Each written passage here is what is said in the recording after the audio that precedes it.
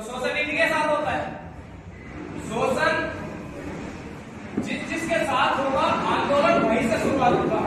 ये फूले साहू अम्बेडकर का नाम आपने सुना है, भगत सिंह का नाम आपने सुना है। क्या इन्होंने शोषण नहीं झेला? क्या इनके साथ कोई जातीय हिंसा नहीं हुई? क्या इनका कभी जातीय शोषण नहीं हुआ? हुआ, सबके साथ हुआ। लेकिन उन्होंने इस व्यवस्था को समझा और अपना पूरा जीवन इस जाति को खत्म करने के लिए लगा दिया। जाति को खत्म करने के लिए लगा दिया। अभी एक मूवी आई थी ज्योतिबा फूले जी की, आप लोगों ने शायद सबने देखी हो, नहीं देखी तो उसको देखना। उसमें कि जब एक महिला पढ़ने की बात करती है, स्कूल चलाने की बात करती है, तो वो लोग उसका विरोध करते हैं। और क्यों करते हैं? मैं आपको एक बहुत महत्वपूर्ण चीजें बताना चाहता हूँ। देखिए, इस देश में 3 प्रकार के न्याय चलते हैं। एक सामाजिक न्याय, दूसरा आर्थिक न्याय और तीसरा राजनीतिक न्याय। आप बताइए, अगर जाति से छुटकारा पाना है तो आपको कौन से न्याय की सबसे पहले जरूरत है? कौन से न्याय की? क्या आपको राजनीतिक न्याय पहले चाहिए, क्या आपको आर्थिक न्याय पहले चाहिए, या फिर आपको सामाजिक न्याय पहले चाहिए? बताइए,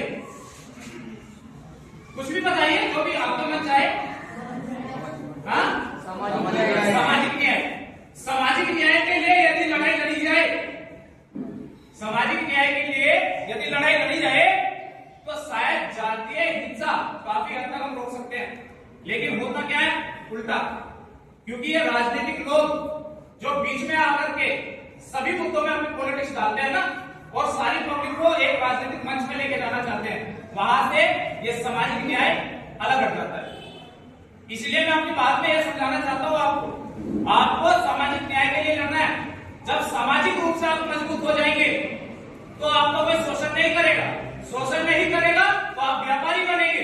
व्यापारी बनेंगे, आर्थिक स्थिति, आर्थिक न्याय आपको मिलेगा। और यदि ये दोनों मिल जाते हैं तो राजनीतिक पावर आपकी होगी, राजनीतिक न्याय आपको मिलेगा। राजनीतिक न्याय मांगने की जरूरत नहीं है, लेकिन पहले आप आर्थिक रूप से और सामाजिक रूप से मजबूत हो। अभी जैसे बताया कि घटनाएं घटती रहती हैं, ये सच है, लेकिन समापन कैसे होगा? बाबा साहब डॉक्टर अम्बेडकर को आपने पढ़ा होगा, उन्होंने कॉन्स्टिट्यूशन लिखा। कॉन्स्टिट्यूशन में फंडामेंटल राइट्स आपको दिए। फंडामेंटल राइट्स में पहले ही फंडामेंटल राइट्स क्या है? Right to equality. क्या है? Right to equality. पहले ही फंडामेंटल राइट में जाति को बाबा साहब ने समाप्त करने की कोशिश की। बोलो, है सच है सच नहीं है? भाई, समानता का अधिकार यदि सबको है तो समानता में क्या है? सभी नौकरी करेंगे, सभी पढ़ेंगे, यही तो है। सभी नौकरी करेंगे, सभी पढ़ेंगे, सभी को समान अवसर मिलेंगे, जातियां खत्म। लेकिन ऐसा नहीं हो पा रहा है। क्यों? क्योंकि संविधान को चलाने वाले जो लोग हैं, ये चीज बाबा साहब ने भी कही थी कि संविधान कैसा भी हो, यदि उसको चलाने वाले लोग अच्छे हैं, उनकी मानसिक रूप से जो स्थिति है वो बिल्कुल अच्छी है, तो संविधान सही साबित होगा। यदि उसको चलाने वाले लोग अच्छे नहीं है तो संविधान कभी भी सही साबित नहीं हो सकता। तो यदि संविधान को चलाने वाले लोग अगर अपने इस देश के रहने वाले जितने भी वासी हैं उन सबको समान नजर से देखें, समान अधिकार उनको दें, तो जातियां खत्म हो जाएगी। लेकिन ऐसा नहीं होगा। क्यों नहीं हो रहा? क्योंकि पॉलिटिक्स बीच में आती है। ये लोग चाहे कोई सी भी पार्टी में, पार्टी की बात नहीं करता, लेकिन मैं आपको यह समझाना चाह रहा हूं, आप लोग सामाजिक रूप से एक रहे, सामाजिक रूप से एक रहोगे, मजबूत रहोगे, कोई आपका शोषण नहीं कर पाएगा। दूसरी चीज, ये हिंदू, मुस्लिम, सिख, ईसाई इस तरह के धर्म की बात करते हैं। अरे बाबा साहब ने आपको फंडामेंटल राइट दिया है, राइट टू रिलीजन, तो फिर लड़ाई किस बात की रह गई?